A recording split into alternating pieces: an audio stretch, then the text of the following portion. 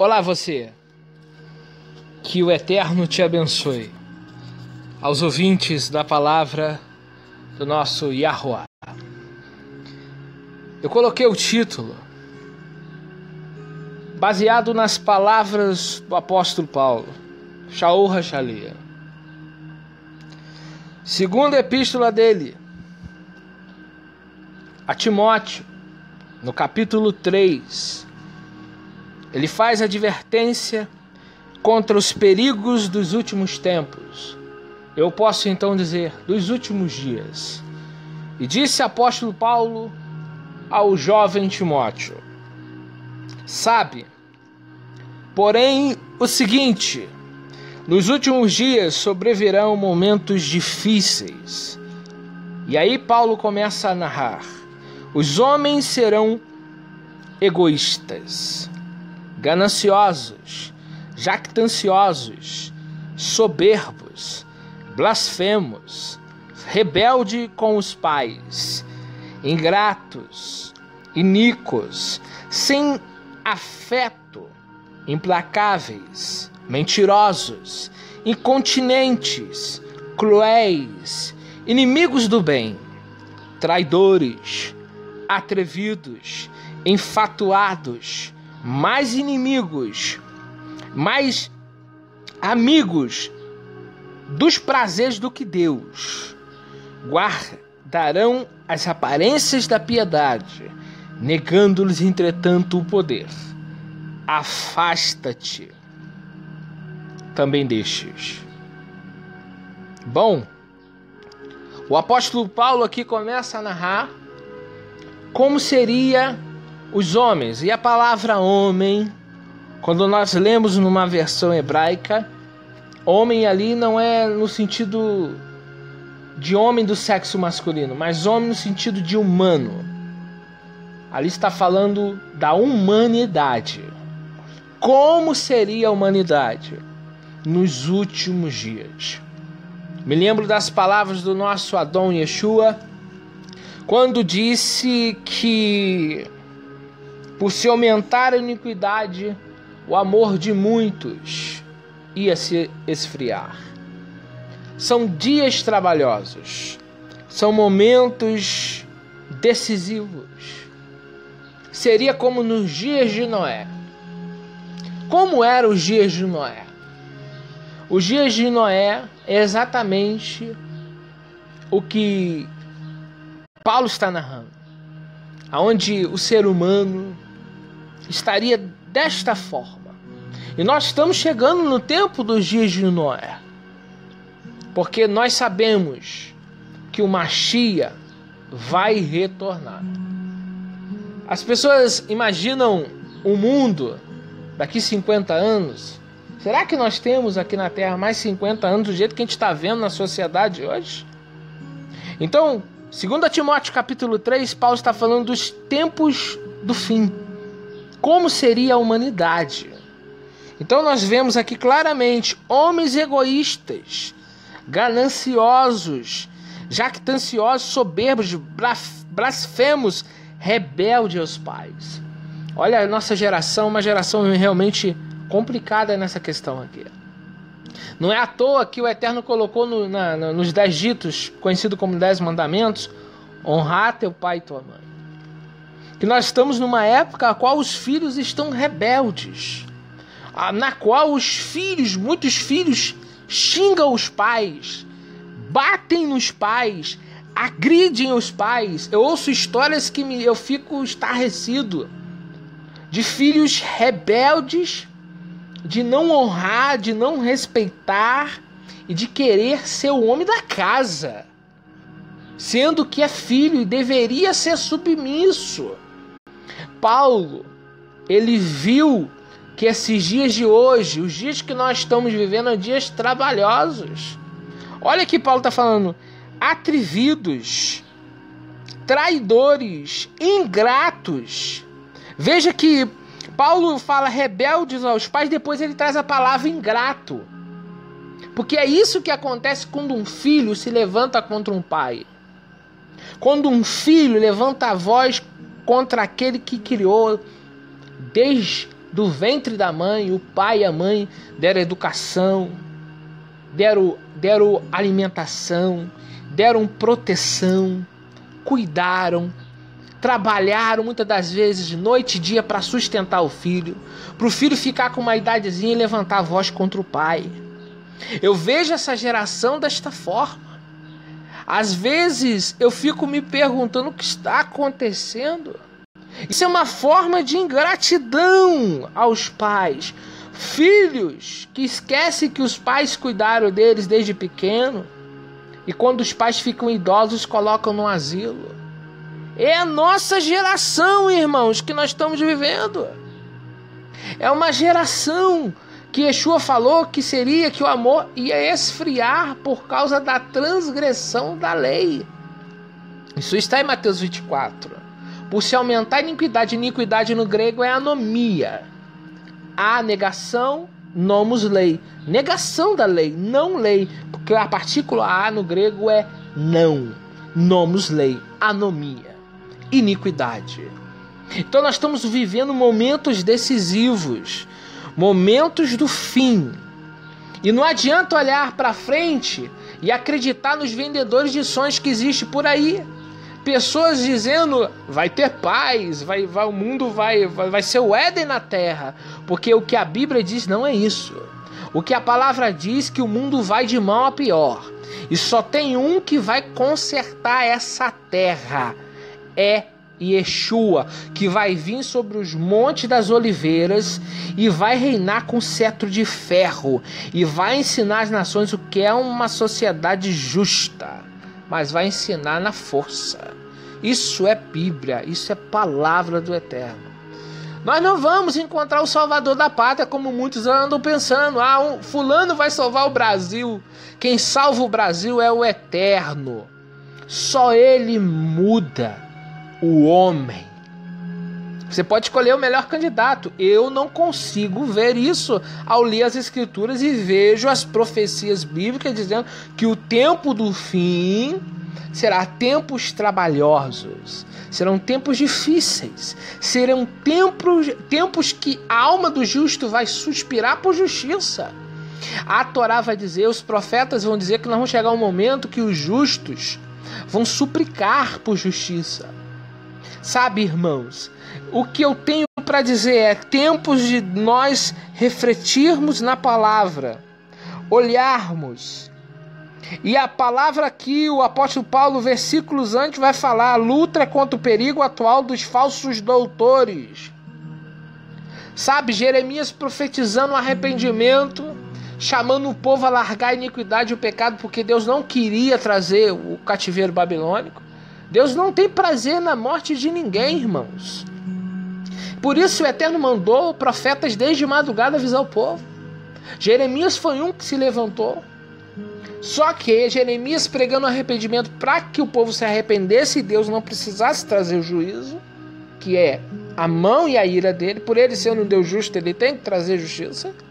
E ele tem que punir. Então, Jeremias vem profetizando. Só que existiam alguns profetas que eram os profetas que vendem sonhos, sabe? É aqueles profetas que dizem, podem viver em pecado porque só há paz e segurança. Podem viver do jeito que vocês quiserem viver. Deus quer só o coração, como eu costumo ver algumas mensagens que são antibíblicas, que diz que Deus só quer o coração, mas a Bíblia diz que Deus quer o corpo, a alma e o espírito. Deus não quer só o teu coração. Quem entrega o coração, entrega tudo. Entrega a alma, entrega o espírito, entrega tudo para Deus. Sabe, eu paro para me perguntar o que vai ser desta sociedade, que olha para o homem e acha que é um homem que vai trazer a solução. É isso que os judeus vão fazer, não vão demorar muito. Eles vão colocar o anti-Machia achando que é Machia. Só que o verdadeiro Machia já veio há 2000 anos atrás. E vai voltar. Sabe, mas nós estamos no momento de analisarmos. Yeshua falou que nesses últimos dias iria crescer muito o número de falsos profetas. E aí vem a questão, o que o falso profeta profetiza? Porque se é profeta, vai profetizar alguma coisa. Mas se ele é falso, qual é a profecia falsa? Sabe qual é a profecia falsa? É a pessoa que profetiza contra a palavra de Deus. O Eterno dá uma ordem, uma orientação, o falso profeta fala o contrário. Sabe, irmãos, nós estamos num momento na qual a gente vê muitos falsos profetas. As pessoas, sabem, não ouvem mais pregações como a de Pedro no livro de Atos, no dia de Pentecoste. Pregou com tanta fé, com tanta autoridade, com tanta sinceridade, com tanta verdade, que o povo depois estavam lá perguntando o que a gente deve fazer, com os corações quebrantados, dizendo o que nós temos que fazer. A pregação de Pedro foi tão forte e precisa que os ouvintes disseram o que nós precisamos fazer. E Pedro diz: arrependei-vos e fugi dessa geração má e adúltera. A pregação verdadeira do Evangelho te diz o que você tem que fazer para mudar. O verdadeiro Evangelho prega o novo nascimento. Mas existem umas pregações que não é o verdadeiro Evangelho, é o falso Evangelho.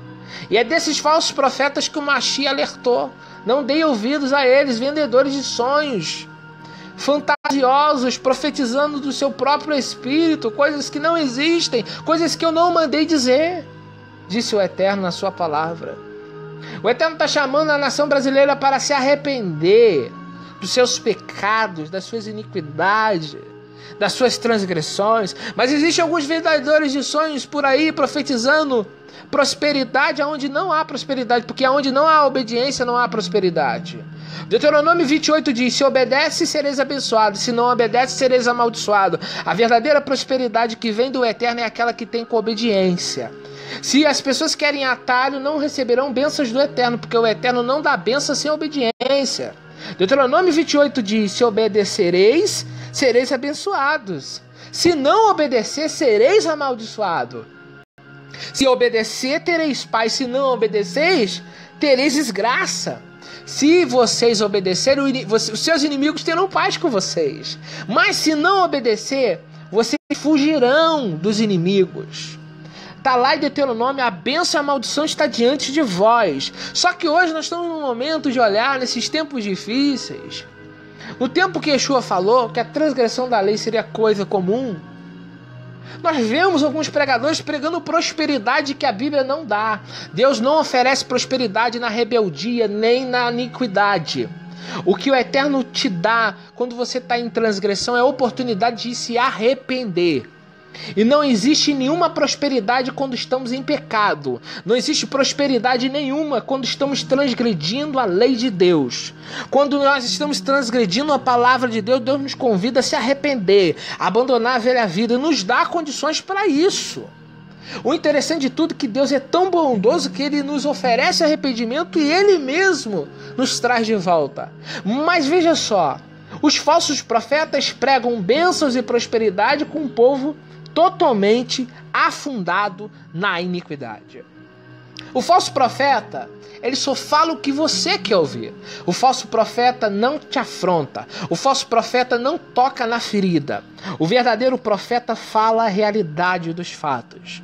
A nação brasileira precisa se arrepender o quanto antes, porque a Bíblia diz que Deus demora a se irar, mas Ele se ira. Sim, sim.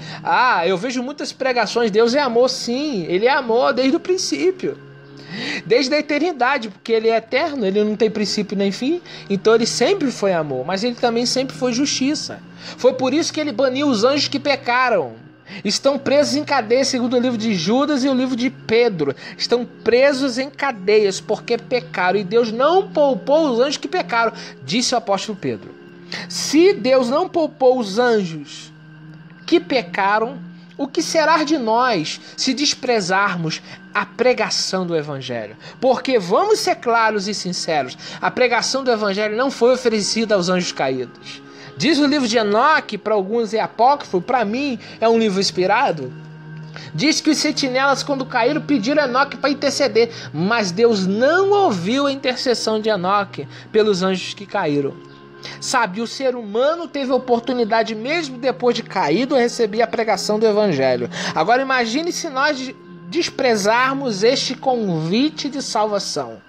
O que será de nós se nós rejeitarmos o arrependimento que Deus está nos oferecendo? E Deus está dizendo para nós nesse momento: fuja dessa geração que está se perdendo. Arrependa dos vossos pecados. Voltai ao caminho antigo. Voltai às veredas antigas. Abandonar a iniquidade, abandonar os pecados. E Deus está nos dando a oportunidade de prosperar, sim, mas na obediência. Não existe prosperidade. Vou repetir: não existe prosperidade sem obediência. Toda prosperidade oferecida sem obediência é fantasiosa. Toda prosperidade que é oferecida na rebeldia é fantasia, meu irmão. Sabe? E as pessoas estão indo ouvindo a voz da serpente, porque o Apocalipse diz que a serpente é astuta e enganou as nações e levou as nações a segui-la pelo engano da serpente. A serpente vem enganando desde o Éden, vem enganando o ser humano. E o ser humano não está vendo que a cada dia que o homem ouve a serpente, se afasta de Deus. Porque a Bíblia diz que Deus é santo e requer de nós totalmente de santidade. Então não há nenhum tipo de prosperidade no lamaçal do pecado. E a maior prosperidade que o homem pode receber na vida, e o maior prêmio que um homem pode receber na vida, é a salvação da sua nefesh, da sua alma. A mensagem que eu digo é: estamos em tempos difíceis? Estamos, mas nós podemos ser diferentes. Paulo, ele coloca aqui vários tipos de pessoas que vão existir aqui. Pessoas gananciosas, pessoas cruéis, pessoas ingratas, filhos rebeldes, ele vai colocar isso. Mas mesmo nesse tempo, o profeta Malaquias diz: a diferença daquele que serve e daquele que não serve. Eu não preciso ser igual a essa geração. Eu não tenho que seguir o modelo da nossa nação. O meu modelo é o Machia. E vou viver para ele. Às vezes eu ando de barba, as pessoas riem. Às vezes vou em lugar, as pessoas ficam, fazendo chacota da barba que eu tenho, e eu fico me perguntando: e essas mesmas pessoas dizem que professam a fé em um Jesus? E essas mesmas pessoas nunca pararam para ler a Bíblia e saber que Yeshua era um judeu que tinha barba longa. Nunca pararam para ler a Bíblia. E vivem de religiosidade. Eu digo: ora, a barba nasce em homem, por quê? Porque um homem tem um hormônio que a mulher não tem, que Deus colocou no homem e não colocou na mulher. É o hormônio que vai fazer a barba crescer. O homem tem algo que a mulher não tem. Deus colocou isso já na nossa natureza. E eu não vejo isso de qualquer maneira. Eu não vejo que a barba é simplesmente algo que Deus fez por fazer. Nada do que Deus fez, ele fez por fazer. A formiga não foi feita por qualquer motivo. Todos os animais existe uma importância. Ainda aqueles que a gente acha que não é associável, não é domesticável, mas tem uma importância na cadeia dos animais. Tem uma importância na natureza. Um estudo diz que se as abelhas acabarem, o mundo acaba. Então os animais estão aí também pelo ciclo do mundo. Só que as pessoas não param para olhar as coisas que Deus faz. E fazem chacota das coisas que Deus criou. Quando eu vejo um crente ou alguém que se diz que lê a Bíblia fazer chacota da barba do outro, como já fazem de mim, eu fico me perguntando se essa pessoa um dia parou para ler sobre a criação. E a Bíblia diz que tudo que Deus fez é Tov. Tudo que Deus fez. Lá em Bereshit a Bíblia diz que tudo que o Eterno fez é Tov. E Tov é bom no sentido do caráter, no sentido da boniteza, em tudo. Tov significa no geral, tudo é bom que Deus fez. E Deus fez o homem com barba, então um homem com barba é bom. Porque é a palavra de Deus. Ora, então eu observo que as pessoas não param para ver os detalhes da criação. E acabam sendo religiosos. Quanto eu passei 20 anos no sistema religioso. E passei numa denominação que dizia que usar barba era errado. Depois eu fui ler a Bíblia. Aí quando eu li a Bíblia eu vi que era diferente. Era o contrário. Quem deixa a barba crescer honra o Eterno, porque é mandamento, é mitzvah. Eu não condeno quem não usa barba. Mas também não me condene porque eu uso. Mas eu vejo uma classe de religiosos que desprezam a criação de Deus. A partir do momento que você raspa a barba, que você precisa trabalhar, eu vou entender você, porque a vida vem primeiro que o mandamento. Mas eu me preocupo com algumas pessoas que não leem a Bíblia. Pessoas que simplesmente seguem porque ouvem falar. Não pessoas que leem a palavra de Deus. Não pessoas que realmente têm uma intimidade com a palavra. E nunca pararam para ler o Salmo 133, que muitas das vezes é lido nas igrejas, mas não é compreendido. É como um óleo que desce sobre a barba de Arão. O sacerdote tinha barba. Os judeus tinham barba. Tanto que quando os soldados de Davi rasparam a barba dos soldados de Davi, Davi mandou eles esperarem a barba crescer de novo para depois eles entrarem no arraial. É o nosso povo. É o povo de Israel. E a Bíblia veio da onde? As pessoas querem separar o cristianismo do judaísmo, só que é complicado. Porque a Bíblia é toda judaica. A Bíblia é toda construída por hebreus que viviam de uma forma, que agiam de uma forma e que falavam de uma forma. Só que muitas pessoas querem extrair a Bíblia e colocar ela como das nações, só que ela não é das nações. Ela é do povo de Deus, os hebreus. Mateus era hebreu. Lucas era sírio, faz parte dos semitas. Apesar dele não ser judeu, ele é semita. Marcos era judeu, João era judeu, Filipe era judeu, Paulo era judeu. Tinham linhagens nos hebreus, falavam uma língua, viviam sobre uma cultura. Então as pessoas querem pegar a Bíblia e ler num contexto hoje no Brasil, não tem como. Quer entender a Bíblia, tem que entender do jeito que ela foi escrita, no contexto da qual ela foi escrita. Então a barba nunca foi transgressão, a barba é mandamento. Sabe, e eu fico me perguntando, nesses últimos dias, por que as pessoas não param para ler a Bíblia e deixam um pouco de lado a religião? Deixa um pouco de lado a religião, vai ler a Bíblia. Ah, mas vai no culto 2 vezes na semana. Houve uma pregação de meia hora. Às vezes uma pregação temática. Às vezes uma pregação que é simplesmente um versículo da Bíblia e muita interpretativo a mensagem. Ou cheio de tese. Agora, você estudar a palavra é você sentar e procurar dentro dela como procura o ouro de Ofir. É olhar para ela e cavar um poço. É você extrair da Bíblia o conhecimento verdadeiro. Meu povo perece por falta de conhecimento. Oséias 6,4. Meu povo perece por falta de conhecimento, porque tu, sacerdote, abandonaste a minha lei. Então eu peço, nesse momento, que o Eterno tenha misericórdia de nós, na qual o mundo, o Brasil dizem, que é um Brasil, maior parte cristãos, mas para com um cristão e faz perguntas da Bíblia, faz 10 perguntas e confere se realmente o Brasil lê Bíblia, lê a palavra de Deus. Tempos trabalhosos e meu povo perece por falta de conhecimento. Por que eu devo ler a Bíblia, irmão? Porque ela me diz como que Deus quer que eu viva. É lá que nós vemos qual é a vontade do Eterno na terra. Os oráculos foi dado ao povo hebreu. E é lá na palavra que eu sei o que o Eterno gosta e o que o Eterno não gosta. E é através dessa palavra que eu sei viver e aprendo a viver, mesmo no mundo caído, viver de acordo com a vontade do Eterno. Que o Eterno nos abençoe nesses últimos dias. São trabalhosos, são difíceis, mas temos que passar por ele. Yeshua disse, para finalizar, em Apocalipse: ao que vencer. E se nós temos que vencer, nós vamos vencer em qualquer lugar, em qualquer sociedade. É possível sobreviver na nação brasileira? Mas requer de nós disposição, fé, fidelidade ao Eterno. Que Yeshua volte e nos resgate.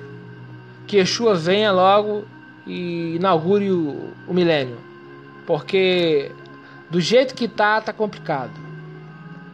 tá muito triste de ver as coisas. É repórter, você não para pra ficar 2 minutos no repórter, porque você já fica estarrecido com o que você ouve. É coisas assim, imagináveis. Que acontece todo dia, irmãos. Eu vou dizer, não é uma vez ou outra, acontece todo dia. É marido matando mulher, mulher matando marido, é filho sendo morto pelos pais, é filho matando pai, é desvio de dinheiro público, é coisas assim que a gente para pra pensar, será que nós vamos ter mais mundo? Porque todo dia uma coisa escandalosa. E nós paramos para ver o apóstolo Paulo falando que seriam dias difíceis. Nós estamos vivendo esses dias, irmãos. Dias difíceis. Nós estamos vivendo esse momento. E como permanecer firme se está tudo virando? Nós vamos ter que andar na contramão do mundo, irmãos. É contramão. Porque hoje nós vemos aí o caso que houve aí da reportagem da rede lixo de televisão, né? A rede lixo de televisão fazendo uma reportagem apoiando um tipo de coisa que é inaceitável. Aí eu pergunto para vós outros, será que o Brasil tem tantos porcentos de cristãos ou de judeus, né? Será que eles pararam de ver essa rede de lixo de televisão? Porque nós temos que fazer alguma coisa, nós temos que ser diferente, ué. O que a gente vai fazer? Continuar vendo um canal de TV que promove iniquidade? Que Deus a gente está servindo? Nós temos que andar na contramão. Como que a gente vai vencer dando a mão iníqua? Nós temos que vencer. E como que a gente vence? O apóstolo diz, não vos conformeis com as obras infrutíferas das trevas, antes reprovai-as. Nós temos que reprovar tudo aquilo que não convém. Sabe, as crianças estão sendo atacadas. Atacadas no sentido de, veja, o museu que fez lá a exposição, outras exposições estão sendo feitas no Brasil. E eu fico vendo e me perguntando o que está acontecendo, irmãos. Nós vamos parar. O que a gente vai fazer? Eu sou pai, os irmãos são pais. O que a gente vai fazer nesses últimos dias? Ficar firme nas mãos do Eterno. Seguir a palavra do Eterno e orar muito. Yeshua disse, orai e vigiai, para ficarmos firmes. Paulo diz, aquele que está de pé, cuide para que não caia. Se nós estamos de pé, que a gente cuide para não cair. Que o Eterno nos abençoe e dê um dia abençoado a todos nós. Fique na Shalom de Adonai Elohim. E que Elohim nos guarde e nos abençoe. Tempos trabalhosos, mas são necessários, porque foi profetizado e não tem como a gente deixar de passar nesses últimos dias sobre isso. Nós vamos ter que passar e vamos ter que vencer. Vencer com fé, com emuná, com santidade e com paz. Que Adonai nos ajude.